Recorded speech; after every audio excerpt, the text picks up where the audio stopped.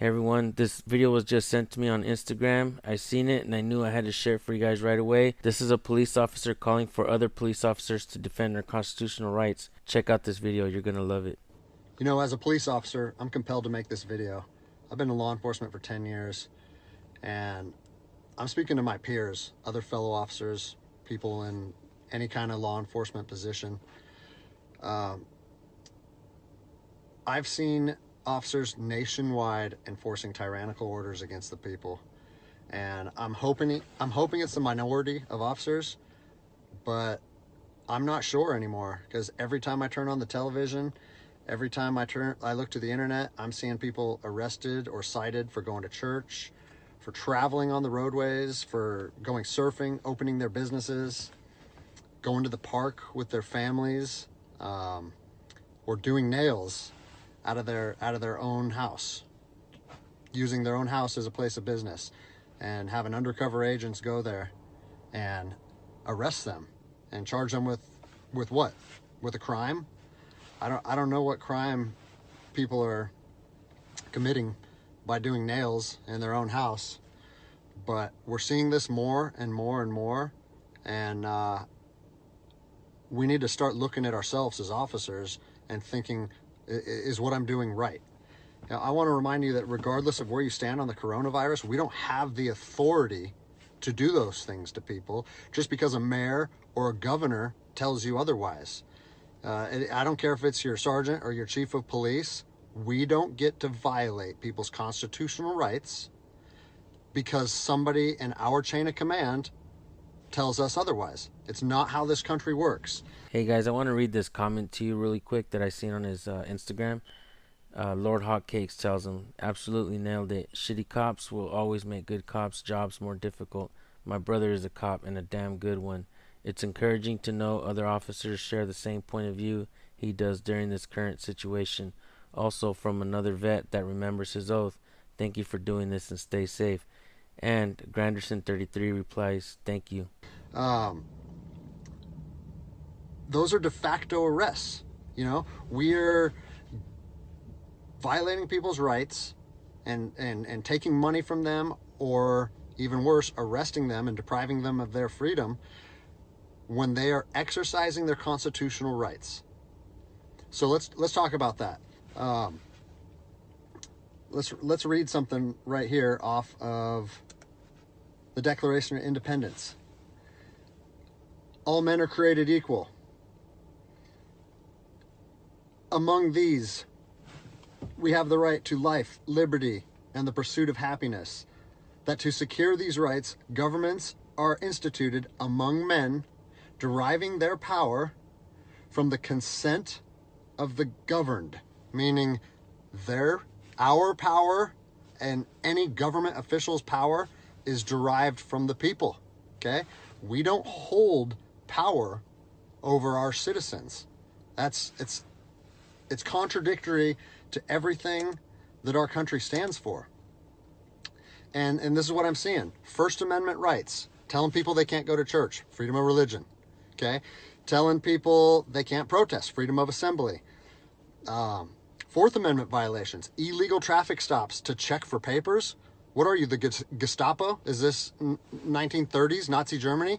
You don't get to stop people unless you have reasonable suspicion or probable cause that they have committed a crime.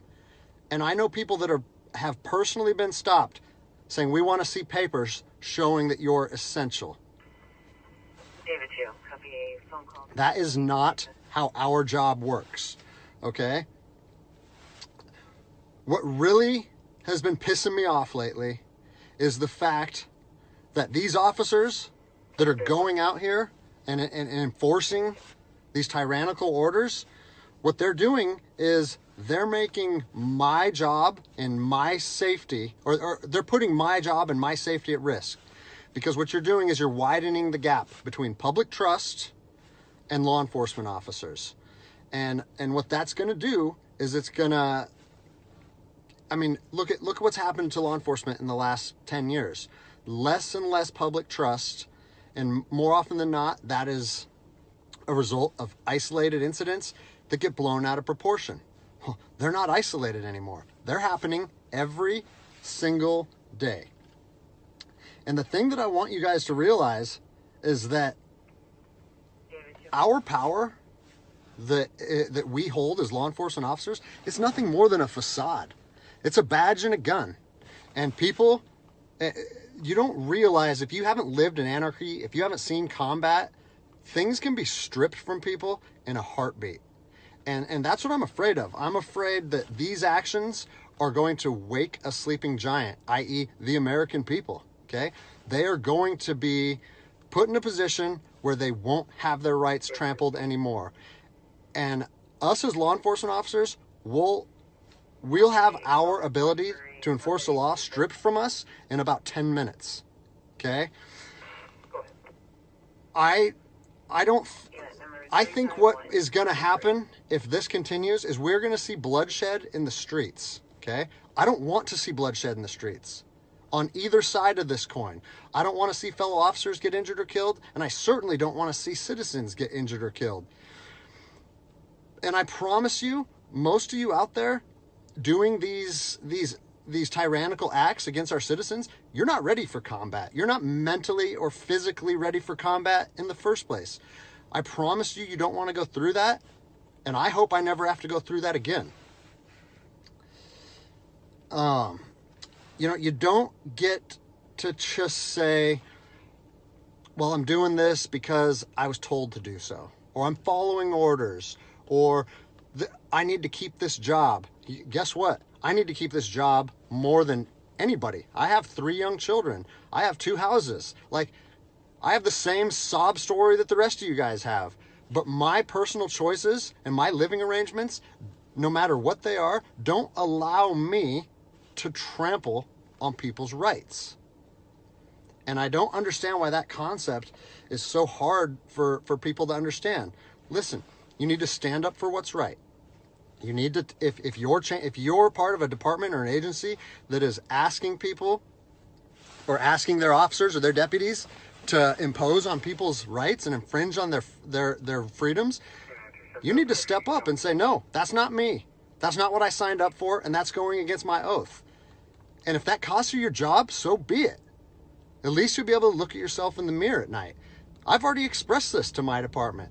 And luckily for me, I come from a department that I feel like my chain of command shares my view, but I don't care what department you're part of or what your chain of command thinks. You don't get to trample on people's liberty. And so, as a special operations veteran, I've fought on the streets of Iraq under the U.S. government's guise of freedom. And I'm telling you what, the American people are going to you are going to wake a sleeping giant, and they are going to fight 10 times harder for their freedom on their soil than anything you've ever seen before.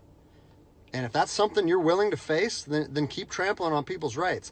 But I promise you, the American spirit of defiance is going to rise again, and it's going to be a big problem for our country. So I'll leave you with this, something that I learned as an E-nothing in the Army. No matter what situation you're put in, if you look inside yourself and ask yourself one question, am I doing the right thing? You ask yourself that, you know the answer. And no amount of money or no order or law or anything should be able to make you go against doing the right thing. So I'm imploring officers to look inside themselves and ask themselves, is this what I want to be doing to my citizens? And I think the answer is clear. And if we all stand up together, guess what? It'll be a non-issue, no factor, because people and law enforcement will be united like we should be.